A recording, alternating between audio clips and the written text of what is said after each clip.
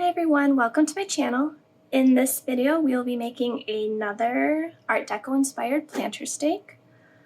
I have my pattern here all set and cut out, so we are ready to get going. I just need to pick out some glass, the best part, so let's pick some out.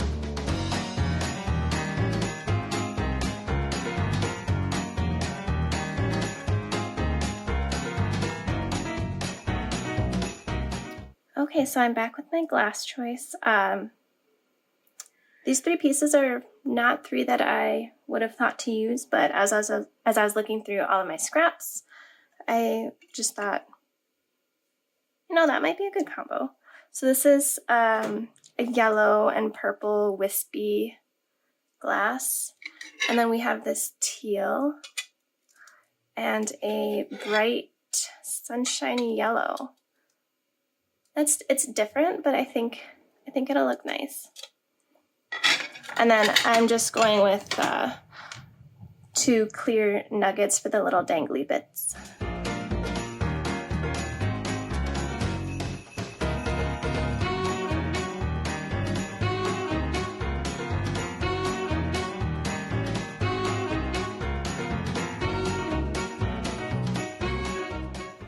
Alright, my pattern is ready on my glass, and now I can go ahead and cut.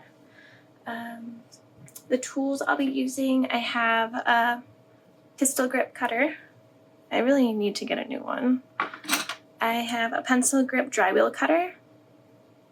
I have a small pair of running pliers, and then I have this larger, more heavy duty set.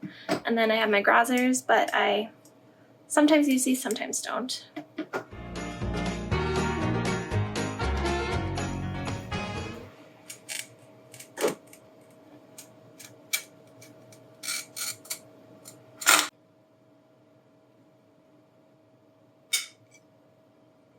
Okay, so there, I just broke it.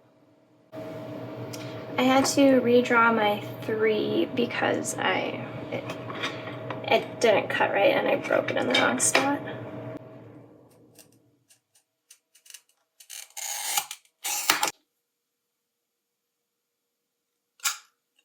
Much better. So I don't want to risk cutting the tip off, so I'm gonna start in more, and then I'll just grind that down later.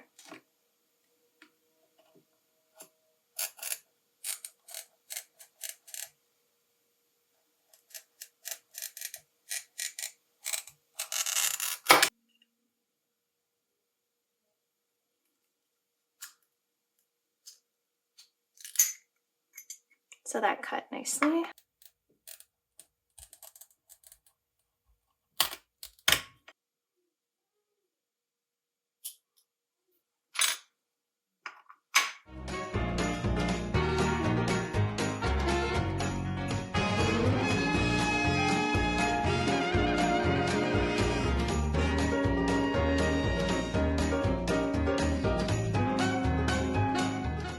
So I don't know what is going on with this glass, but it is causing me some major problems.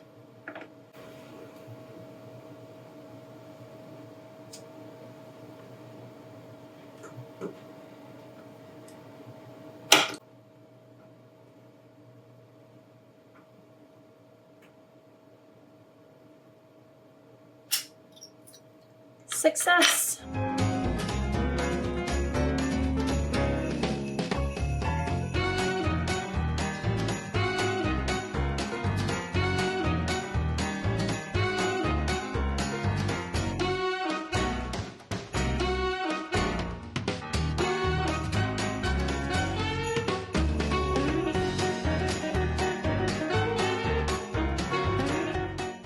Alrighty, so we are ready to foil this piece.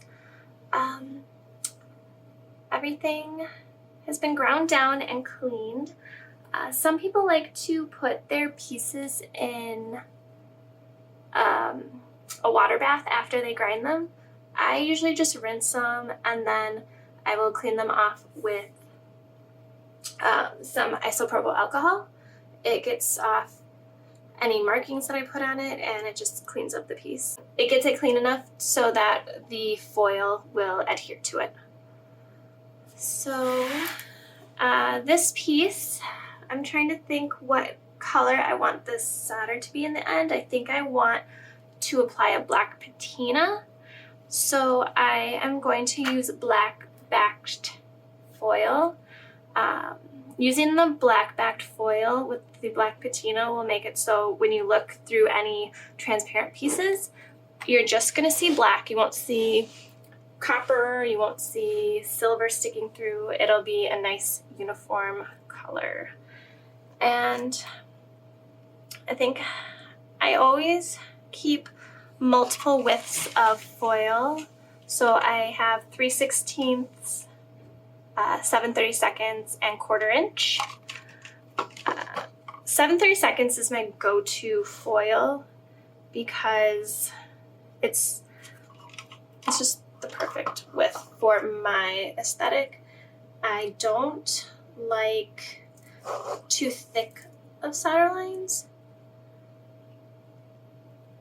but of course you don't want them too thin, otherwise your piece isn't going to be very strong.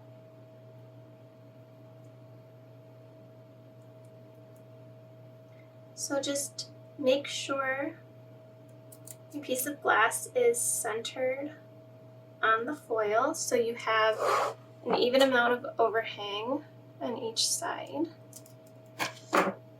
And then take whatever tool you use to burnish. I use this tapered burnishing wand. I don't know where this came from originally. It's what I learned with from my grandpa. So it's the tool that I always use. You can use lots of things. You can use a marker. You can use, I didn't put foil on this side. You can use a fid. They make these special foiling tools where you feed the foil through and then shoop. Anyways, the reason why I didn't put foil on this side, I'm not putting foil around the perimeter because I am going to wrap it in hobby came, and you don't need to foil the side that you're putting came on. You can if you want to. I've done it before, and afterwards I just fill in the spacing with solder, but it's kind of a waste, I suppose. I don't know, I guess you can really do whatever you want. And I used to foil these nuggets, but soldering these tiny round nuggets is a pain in the butt. So now I just use hobby came and it's so much better. Anyways, I'm going to speed up the rest of this foiling because it's boring. Also, I just noticed that I was zoomed in for that last clip, so oops.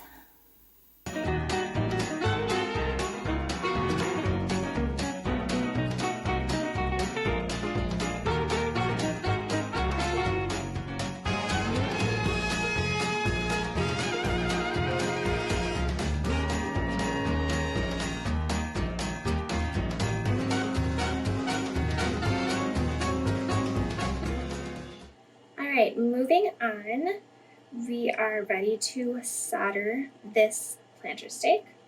Got my soldering iron, got my tinning block, we've got some liquid flux, a heat resistant glove.